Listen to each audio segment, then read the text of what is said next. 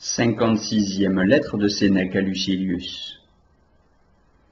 Que je meure, si le silence est aussi nécessaire qu'il le paraît au recueillement et à l'étude, me voici au milieu d'un vrai charivari.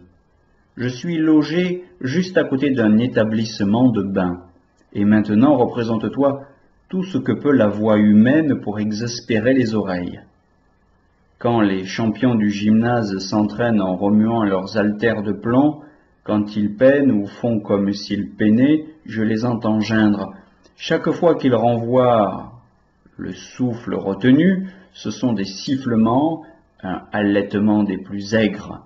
Si je suis tombé sur quelque baigneur passif qui ne veut rien de plus que le massage du pauvre, j'entends le bruit de la main claquant sur les épaules avec un son différent selon qu'elle arrive à creux ou à plat. Mais qu'un joueur de balle survienne et se mette à compter les points, c'est le coup de grâce. N'oublie pas le chercheur de querelles, le filou pris sur le fait, l'homme qui trouve que le bain lui fait une jolie voix.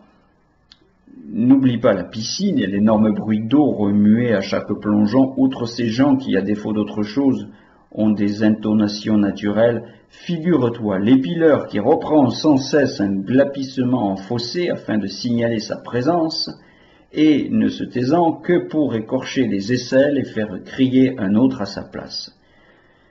Puis c'est le marchand de poissons avec ses appels sur diverses notes, le marchand de saucisses, le confiseur et tous ces garçons de taverne qui ont chacun pour crier leur marchandise une modulation caractéristique. Tu es de fer, vas-tu me dire, ou tu es sourd? Si tu ne perds pas la tête parmi tant de clameurs variées dans un pareil tintamarre. Vois notre ami Chrysippus, à qui la salutation journalière fait endurer la mort. Pour moi, je le garantis, ce brouhaha ne me trouble pas plus que la vague ou une chute d'eau, encore que, si j'en crois l'histoire, certains peuples aient déplacé sa ville principale, pour cette unique raison qu'ils ne pouvaient supporter le fracas d'une cataracte du Nil. À mon sens, l'accent de la voix distrait plus que le bruit. Elle tire l'attention. Le bruit ne fait que remplir et frapper l'oreille. Dans ce qui résonne autour de moi, sans me distraire, je compte les voitures passant au galop, et le charpentier, mon locataire, et le serrurier, mon voisin, ou ce marchand qui, près de la Métasudens, essaie ses trompettes et ses flûtes, ne musiquant pas, piaillant plutôt. Plus encore que le son continu, je trouve gênant celui qui cesse par intervalles. Au reste, je me suis dorénavant si bien aguerri à toutes ces misères que j'endurerai jusqu'à la voix terriblement stridente d'un chef de manœuvre, marquant aux rameurs la mesure. Je force mon âme à être attentive à elle seule, sans diversion vers l'extérieur. Tout peut bien retentir au dehors, pourvu que le dedans soit sans tumulte. Pourvu que le désir et la crainte ne se gourment pas, pourvu que l'avarice et le faste fassent bon ménage et se laissent l'un l'autre en paix. À quoi bon le silence de tout le quartier quand l'affectivité frémit? Le monde entier était en ordre dans le placide relâchement de la nuit, dit le poète Varron. Non, c'est faux. Il n'est point de sommeil paisible, si la raison ne l'a réglé. La nuit note pas les ennuis, elle les suspend et ne fait que changer nos soucis. Les rêves du dormeur même sont aussi tumultueux que sa journée. La vraie tranquillité est celle où l'âme saine s'étend à l'aise. Considère cet homme pour qui on cherche du sommeil moyennant le silence d'une vaste maison, dont tout le personnel d'esclaves, de crainte que quelque bruit n'effarouche son oreille, est devenu muet, tandis qu'on approche tant soit peu que sur la pointe des pieds. Eh bien, il se tourne et se retourne à l'affût d'un léger somme entrecoupant ses ennuis. Rien ne bouge, et il se plaint qu'on ait bougé. Comment expliques-tu ce malaise? C'est son âme qui lui fait du bruit. Il importe de la calmer, de réfréner sa révolte sans la supposer en paix parce que le corps gîte au repos. Par moments s'introduit dans la quiétude l'inquiétude. Et voilà pourquoi il faut que nous soyons aiguillonnés à l'action et tout occupés maintenant des vertueux principes chaque fois que nous travaillons une paresse pesante pour elle-même. Les grands chefs d'armée, s'ils voient le soldat mal obéir, le matent par quelque bonne besogne et le maintiennent en contact avec l'ennemi. Les gens toujours en haleine n'ont pas le temps pour les folâtreries. Il n'est que d'œuvrer, rien n'est plus certain, pour dissiper les vices du désœuvrement. Nous nous imaginons souvent que le dégoût de la politique, les remords d'une fonction malchanceuse et rebutante nous font abandonner les affaires. Et pourtant, dans la cachette où ne nous ont jeté que la crainte et les repentirs, l'ambition se réveille par à-coups. On ne l'avait pas déracinée, elle n'était que lassée ou irritée d'une médiocre réussite. J'en dirais autant de la sensualité.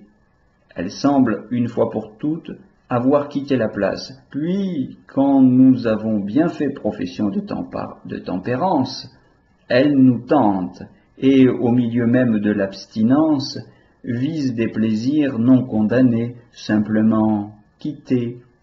Poussée, à vrai dire, d'autant plus véhémente qu'elle est plus inconsciente. Le vice qui se laisse voir est toujours plus bénin.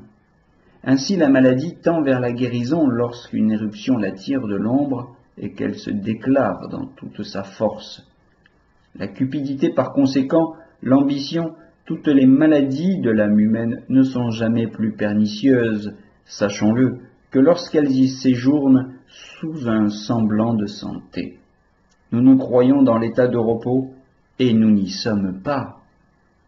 Oui, si nous allons de bonne foi, si nous avons sonné la retraite, si, comme je le disais plus haut, nous avons atteint au mépris des apparences, rien ne nous divertira de notre objet. Voix humaines, voix d'oiseaux, nul concert ne rompra le cours de nos bonnes pensées, désormais fermes et bien arrêtées. C'est un esprit léger et qui ne s'est pas encore ramené au-dedans que celui que dresse aux aguets un son de voix, d'effets accidentels. Il y a un fond d'inquiétude, il a quelque chose de cette peur préconçue qui rend l'homme prompt aux alarmes, et tel que le montre notre Virgile, je cite, « Et moi, que n'intimidaient naguère ni les traits pleuvant sur ma tête, ni la masse des bataillons grecs qui me faisaient face, maintenant tous les souffles m'épouvantent, tout bruit me tient en suspens et je tremble également pour celui qui m'accompagne et pour mon fardeau. » Je vois d'abord ici le sage, que le sifflement des traits, le froissement des armes au fort de la mêlée, le fracas d'une ville qui tombe sous la sape, laisse impassible. L'autre est celui que la philosophie n'a pas formé. Tremblant pour ce qu'il possède, un craquement l'épouvante, le moindre bruit de voix devient un murmure menaçant qui le décontenance. L'agitation la plus légère le fait défaillir. Le paquetage dont il est chargé entretient ses alarmes. Prends qui tu voudras de ces prétendus heureux qui traînent ou portent tant de richesses, et tu les verras qui tremblent pour leur compagnie et pour leur fardeau. Ainsi donc, tu sauras que l'ordre règne en toi. Le jour où ne t'atteindra nulle clameur, le jour où ne viendra t'arracher à toi-même aucune voix, qu'elle caresse, qu'elle menace, qu'elle assiège l'oreille du bruit creux de ses mensonges. Mais quoi, penses-tu, n'est-il pas, dans certains cas, plus commode de pouvoir échapper aussi au vacarme? J'en conviens, et voilà pourquoi, moi, je déménagerai d'ici. C'est une épreuve, un exercice que je voulais faire. Quelle nécessité de prolonger la torture, quand il est un remède si simple, inventé par Ulysse pour ses compagnons contre les sirènes elles-mêmes.